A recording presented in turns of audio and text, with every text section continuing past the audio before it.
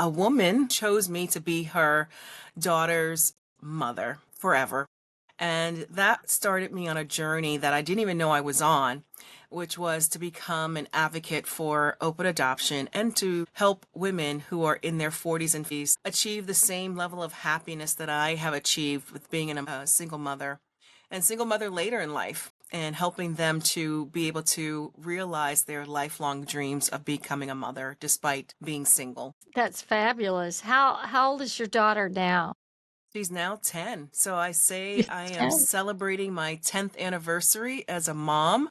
Oh, And, I don't think we do that enough. We don't celebrate the fact that we are parents and mothers and fathers, right? We celebrate work anniversaries, wedding anniversaries, how long we've been at a church or even, but we don't really celebrate being a mom for whatever time period, because even if you've been a mom 5 times, that first child really does project you and propel you forward into a life that you have never known or experienced before. absolutely. I have 4 birth children, and then I have 1 adopted. We always say we chose her, that the others, we just had to take what we got. She would tell you she never really felt disconnected. She always felt special. So I don't know if we did a good job or a bad job Yeah, there. We I might say could the ask same. her Say my husband daughter someday. I say my daughter was born in my spirit, right? She was Oh, something that I wanted so desperately, and God arranged for the right time and place and person to align at the right time for me to become a mom. I would love for you to talk a little bit about that, mostly because my child, I usually say she fell out of heaven and we caught her, was through a series of events. We have 4 sons, all 2 years apart, and I had a big career and I own my own business. I was not looking. I mean, I wasn't looking for anything. It just happened. She was 4. But I think that there is such a big need in our country, especially children out of the foster care system. We did not go that. I mean, we didn't, as I said, we weren't looking to adopt, Right. but there's so many children that need a good home. I would love for you to talk a little bit about how you ended up there and why you chose that route. Or you said the other mother chose for you to be an adoption. Mine was not an open adoption except with the grandmother. Oh, but you have a different story, so I'd love Yeah. to hear that. Well, I mean, I would say even with the grandmother, knowing that is an open adoption of sorts, Mhm, right? It is still mhm. is, because Right. actually my first contact with my daughter's birth mother was through her grandmother as well. So it's still open. And if you know who the other person is, you know information, you may not know the whole story, but you have access to gain more information as time goes on. My story is I tried IUI, I tried IVF in my piece, and then I was dating and forgot about it, or was hoping. I shouldn't say forget, because you never forget when you're in your 30s and if you have a desire to be a mom. Right. You just hope that that relationship is going to go forward towards marriage. And that didn't happen a few times. And then when I looked up, I was in my piece and I wasn't in a relationship, and I really had a panic attack. I Mm, really had to come to grips with the fact that either I was going to be okay not being a mother and being okay with that for the rest of my life, or I was going to do something about it. So initially, I tried IUI and IVF. They didn't work. And then I had a cousin in my family who went the route of becoming a mom by herself through adoption. And I can't say it was easy, but her circumstances, I was like, well, if she could do it, I could do it.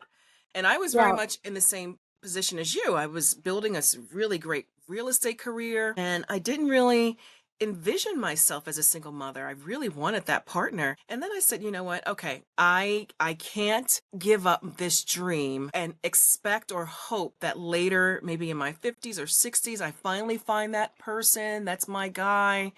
And I just said, okay, you're going to do it. And so I say that I wish I would have known that adoption would have brought me this kind of happiness so much sooner, because I would have gone that route. I wouldn't have even bothered with IUI and IVF. I wouldn't have bothered with the hormones. I wouldn't have bothered with the disappointments of seeing a pregnancy test every month and it not being positive. I wouldn't have wasted so much money. But I also say that all of that time brought me to the very exact moment when my daughter was ready for me. And so it's all worth it in the end. But if I have to tell my clients or people coming to me for advice or listening right now, and you're in your 40s and 50s, and if you don't have the FSH levels where they need to be, and you don't want to spend thousands and thousands of dollars on an if, which I find fertility is an if at that age, or you could go with adoption and it's a when. Becoming a mother is a when, as you know, right? And that when can happen sooner than later for others. It could be dropping in your lap. There's so many circumstances, kinship adoption, and that's how I came to be a mom at 46. And it has been the most amazing experience. It came also at a time in my life where I was experiencing great loss because I had just lost my mother that same year. And so at the beginning of that year was great sorrow. But at the end of that year, there was so much great love and joy. And I can't say enough about becoming a mother through adoption. So was she a newborn Oh, when you yeah. got her? I was in the delivery room. I watched her be born. Wow. Yeah. Yeah. And, to your point about, whether with kinship or even foster care, those kids are generally older. They're not necessarily newborns. Maybe you might get a newborn, but there are so many kids who are toddler age on up through teenagers who still need homes. And when I talk about adoption, I think people think, okay, she's talking about a newborn, but you might be in your 40s and 50s and not want a newborn. You may want Right. a toddler, or Right. you might want a grade school child or a teenager because your life is just set up for an older child to easily fit in. So what was that like? You go from being a very successful businesswoman to now you have a newborn and you are choosing to be a single woman doing this. How did you make that work? Yeah, I And mean, that's what the audience really wants to know. Hey, I am 46 and I'm getting a newborn and that kid doesn't sleep all night. yeah, So it's got to be fed and it's all those thousands of diapers. well, that is actually some of the work that I do right now. I have a client right now that I'm doing that work with, helping her get the baby on a schedule and normalizing her life now that the baby is in her life, because it is a big change and shift. I had support. Thankfully, I had some wonderful family and friends that came to my aid. I am an independent contractor, so in real estate, there's no real downtime. So I did have a little bit of time that I gave to myself, but I actually still needed to work. So I would have family members watch her, and as she got older, I would take her to appointments, and actually she would seal the deal many times for an apartment, right? I'd be coming in with a stroller and maneuvering with stairs and the front steps of a building, and they're like, "Oh, I'm so glad that I see you do that because I have a newborn." I didn't bring the newborn, but yeah. So she, and her disposition helped also. But I just did it one step at a time. How do you eat an elephant, right? One bite at a time. You don't get overwhelmed by doing too much. You do what is right in front of you. But I will say that I had an idea and a vision of how I wanted to be a mother and what kind of mother I wanted. So there were things that I knew that I was going to implement in her development that would assist with her being an easy baby in quotes, right? Like, or easier baby, right? It's some, so she was able to sleep through. I made her formula from scratch, and it was very healthy. I chose chiropractic care for her. Her first appointment was at 4 days old. And I think all of those things of me coming to motherhood later in life, knowing who I am, knowing what I value in health and education, made me more patient. It made me more knowledgeable.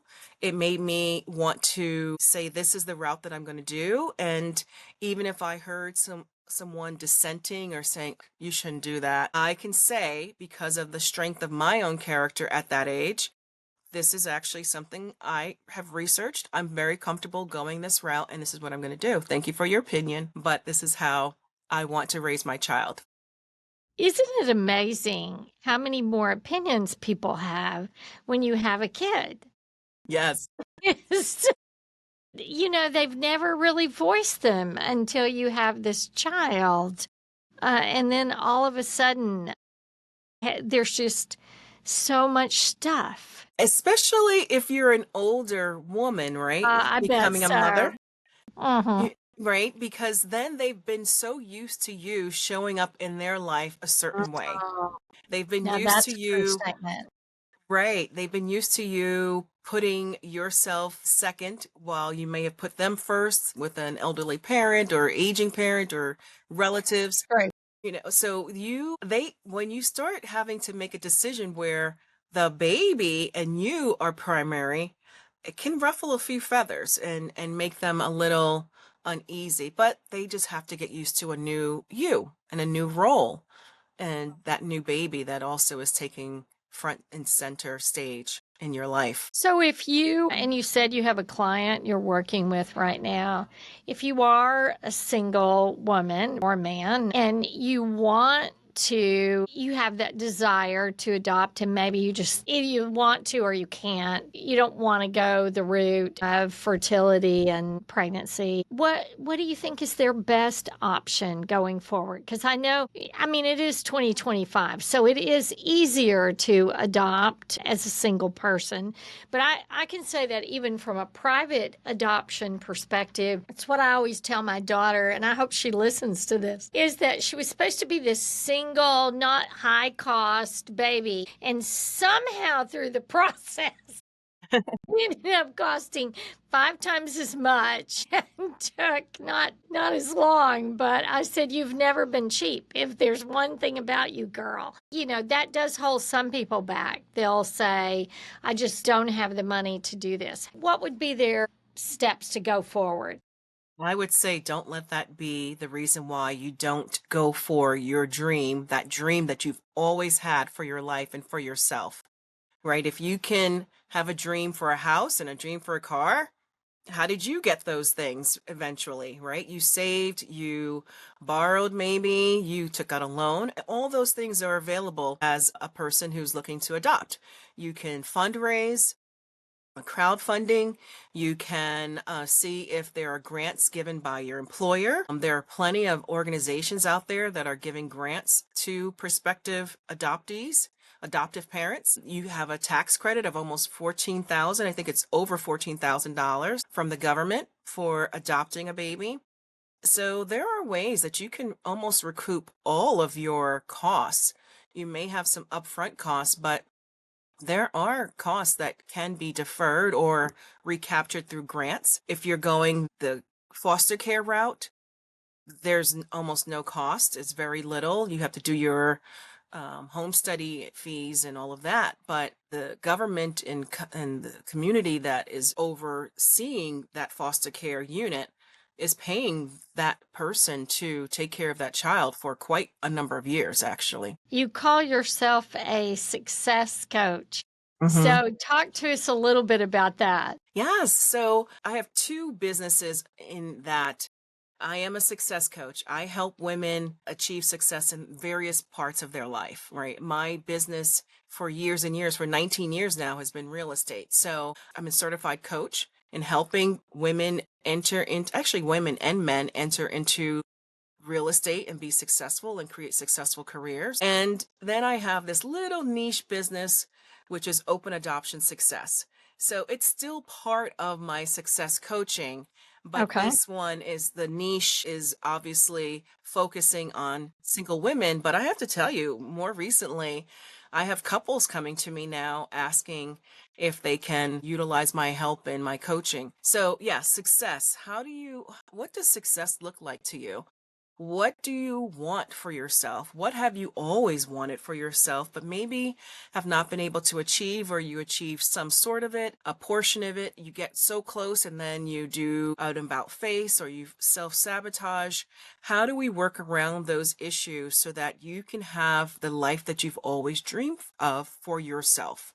And we utilize tools to have that come about, and changing of mindset, interrupting programming that we have taken on from our families and our relationships. So I think everybody needs a coach, a mentor, a therapist. Therapists. Yeah. Just to go back one more, you've said open adoption and success with open adoption several times. When we talked a little bit when we were, starting to about, I had an open adoption with my adopted daughter's grandmother. There was never a time that she didn't know she was adopted. A lot of people are a little afraid of that. I think they're afraid of the relationship working through the problems there. Do you have advice for people who might be considering open adoption? Yes, and it's a valid point and it's a valid feeling, and it comes mostly from what we have heard from in stories in society, and their negative stories tend to get more volume than the positive stories. There are thousands and thousands of positive stories out there that don't get televised, but the negative one or two get the forefront, and then they Isn't get that always the right. case with everything? Could we just Exactly. have some good news? Right. And it gets burned onto our psyche. Oh, that's how all adoptions are. But that's not Yeah. true. For the most part, adoptive mothers, parents are placing their child with love in the home of someone that can give the life that they want for their child that they couldn't do for themselves. So it's not just a willy-nilly decision. It's something that they've thought about a lot. And it's hard. And those relationships, those adoptions that fail, or which are called disrupted, generally fail when it is a closed adoption or there's no promise of connection. Because as you can imagine, it's very difficult for a mother to relinquish parental rights forever, not have any contact, not know what their child will look like or be like as they grow up. If they're passing a child on the street, is that my child? But if you have a relationship where you're sending pictures, you're including little tidbits here and there, and letting a relationship grow organically or through a very structured design, then that parent, that birth parent, no longer feels the need that I can't do this. I can't do this for 20, 30 years. I actually get to see my child be so happy in the decision that I made. And I can tell my child when the time is right why I had to give up that child or place that child for adoption, or the adoptive parent can relay the story of the birth. For me, my daughter's birth mother was simply very young, right? That's it. It's a youth thing. And my daughter, she can understand it because she could see children who are in that age range and go, no, that wouldn't work. Right. Yeah. And so I think we have to, one, remember that we're all human beings with emotions, but that we also are not human beings that are going to fall apart like soggy bread in the rain, right? We have some substance to us. And if you can approach a conversation with the birth family from a place of, thank you so much for choosing me. Thank you so much for letting me have this great honor. And in return, I will make sure that my child knows that you sacrificed a lot for him or her to have this great life. And I will make sure that I have that. I create that for your child. And look, the relationship is what you make of it. I have chosen a place of creating a relationship that is not based in fear. So I'm not fearful that I will be replaced because I cannot be replaced. I'm my daughter's mother. I'm the only mother she's ever known. But she also knows her birth mother and they interact, and it's almost like a family friend. That's it. Now, every relationship is going to be different. Every adoption is already different, very different from each other. So you may not have a buddy buddy relationship, and you may not want that, but you can have a cordial relationship. You can have a relationship where you can trade photos and show your child so they can see where they come from, who they look like. There's no shame around how they came into your family. There's no shame in their placement in your family. So I say, if you want to go this route of adoption, you absolutely have to do open, in that there's some kind of information that you can give your child. And I always say this: you may not have an open relationship with the birth family where you're talking every day or even every year, but you know each other. Most importantly, you need to have an open up relationship and line of communication with your child about who they are, how your family came to be. And so that there's no ticking time bomb waiting to go off. You're Right. not walking on eggshells. They're not going to be told by someone who has no heart for their feelings. And they grow up knowing that what their truth is. So it's nothing other than, that's how I came to this family. So Right. don't be afraid. Have a conversation, start a relationship, and you will be surprised how touching and beautiful it is to have a relationship with the birth family that is respectful, that honors your place still in your child's life, and that will evolve continually over the years as time goes by, as the child gets older and is ready for more information. You always talk to the child at the level that they're able to grasp the information. You're not going to talk to a 2-year-old as if they're 10 years old about their adoption. But if you start at 2, then the conversation is just an ongoing one when they're 10 and further. Great advice, Aya. I think that if someone was going to adopt, whether they were a single parent or, married or had a partner, that you would be a great one to just talk through it. It's, you know, I can honestly say, because my daughter's grown now, it's a wonderful experience. And she is, a wonderful young woman in her own right, zany, funny, all those kinds of things. So, it's such a great thing.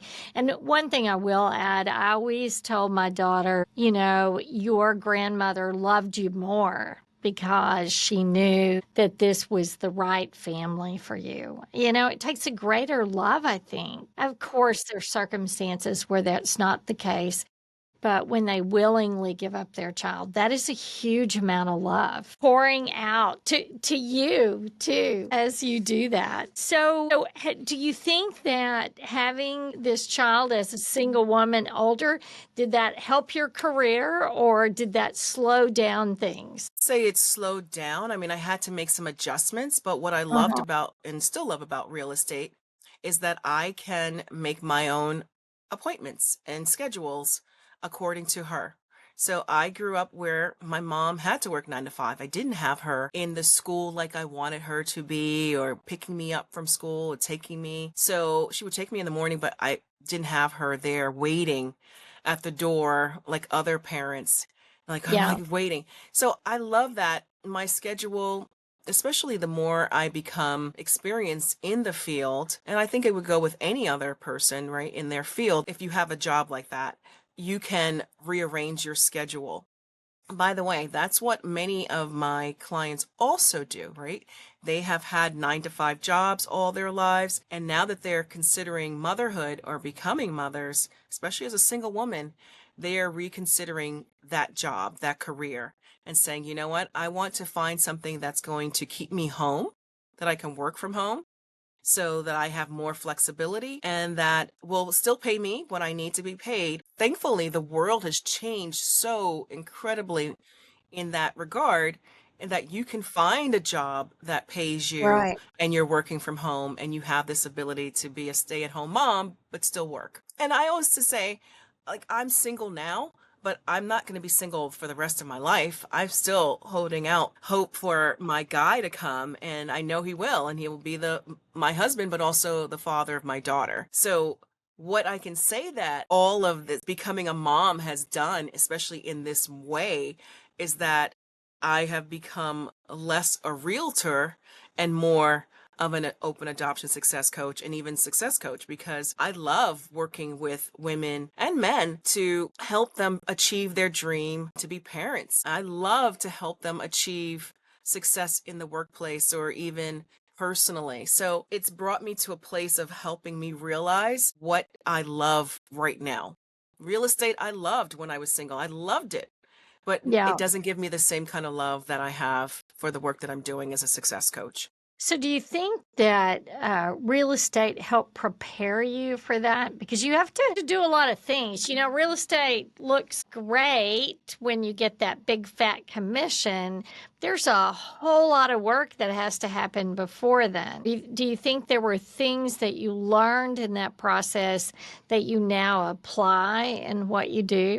Well, in real estate, you are constantly juggling many projects and many clients. You can't have just one client in real estate unless they're a huge client, right? You have to keep different clients going, and they're in different stages of the process of purchasing or selling. And that allows you then to have money coming in at different parts of the month and all of that. So, as far as like juggling, absolutely. You become, as a mother, you're constantly juggling different things. So that definitely helped. And you're so right about how much work it goes into real estate. People don't understand that you have to take licensing courses, you have to take continuing ed courses. I have to stay up on the latest information about rates and this policy change. They have no idea how much education goes into it. So, yes, I could say for that, that helped as well for what I'm doing right now. But I would say, on a very funny note, the thing that helped me most to be a great mom was to be a great mom to my dog. I had a Maltese. I mean, that That was my Maltese might have been more trouble. Yeah. exactly 15 years that, and I got him when I was 32. I was having all of these baby pangs. I was like, nothing in life is right now for you to have a baby, so let's just get a dog. And so that taught me so much about Gosh. being a mother and patience and taking care and picking up poop, you know, all of Taking those that poop. things. Yes, but it really, I always say he was my first child and I learned so much from him. But this is what I don't want women to do. I don't want women, and in fact, men, right? I don't want them to go, I'll push down my desire to be a mother. I'll be okay with being a pet mom. The love that you get from a child is so different from a pet. I don't want them to subjugate that desire because creating your family doesn't fit into the societal norm and you don't think that you have the wherewithal to do it even on your own. We create a support system for you. We create a life that will support you being a parent, and take that love that you have for a pet and give it to a child who absolutely needs it, because there are so many children domestically, internationally, that need a loving and safe home. Amen, sister. My husband was always afraid that I would just bring home more and more children. No, he was always just a little worried about that. So it's been such a delight to visit with you today. I love to kind of wrap it up with, what are your favorite books? What are you reading? What are you listening to? You know what I always think would be a great second edition, or whatever edition he's on, is Who Moved My Cheese? I But love that. Yeah. for parents, because that is the biggest thing that I've had to adjust to, right? You have to, as a parent, single or not, get used to the fact that someone's in your space, that someone has no appreciation for the value of your things. They don't care. Things will break, right? And you have to get to a point where it doesn't matter, right? Yeah. You will have a fit for a second, but then in the whole scheme of things, it's like, okay, It's all right. So I think every person who is contemplating parenting should read that book. Of course, the Think and Grow Rich, especially as an independent contractor, someone who is a coach, so much of our mindset can really hold us back. We know that we have to always remember, okay, what record is playing in the background? Is this my story or is this somebody else's story that was told to me? And so I think if you can master how you speak to yourself and what you think is available and possible, you can do anything. There was a book for adoption and it was called I Wished for You. I actually read that book to my daughter at an early age, around 2, and that really started the conversation about what adoption was, about how mama could not carry a baby, but that there was another woman that God put in her path that gave me you through her.